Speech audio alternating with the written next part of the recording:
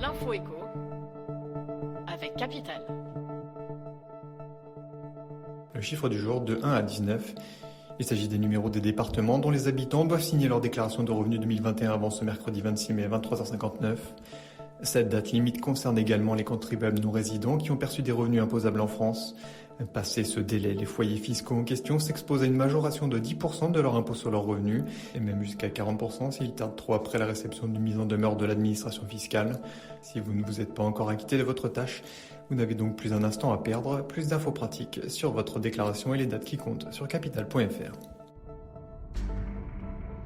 Le coup de gueule du jour prend plutôt la forme d'un appel à témoignage. Si vous avez constaté des erreurs sur le calcul de votre pension, n'hésitez pas à le faire savoir à Capital.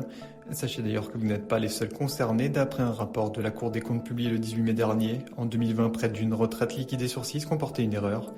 Outils de job d'été, non prise en compte de la période du service militaire ou encore problème sur la majoration de pension accordée à partir du 3e enfant.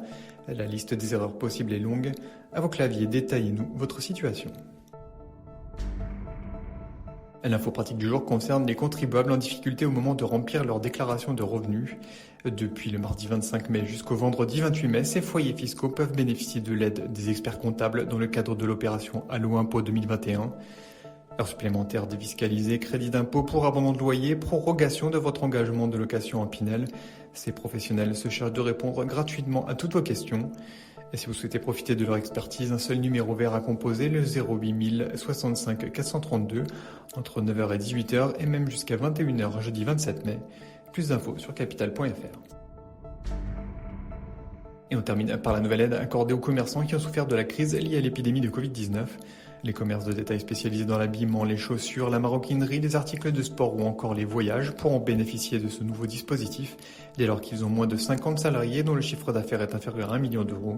Cette aide s'adresse à tous ceux qui ont touché le fonds de solidarité du mois de novembre, donc au maximum 8 000 euros. Ce sont des magasins qui travaillent par saisonnalité, donc on a voulu les accompagner car il y a peut-être une différence d'appréciation de leur stock, a précisé le ministre délégué chargé des petites et moyennes entreprises. Environ 35 000 commerces devraient toucher cette nouvelle aide. C'était l'info éco avec Capital.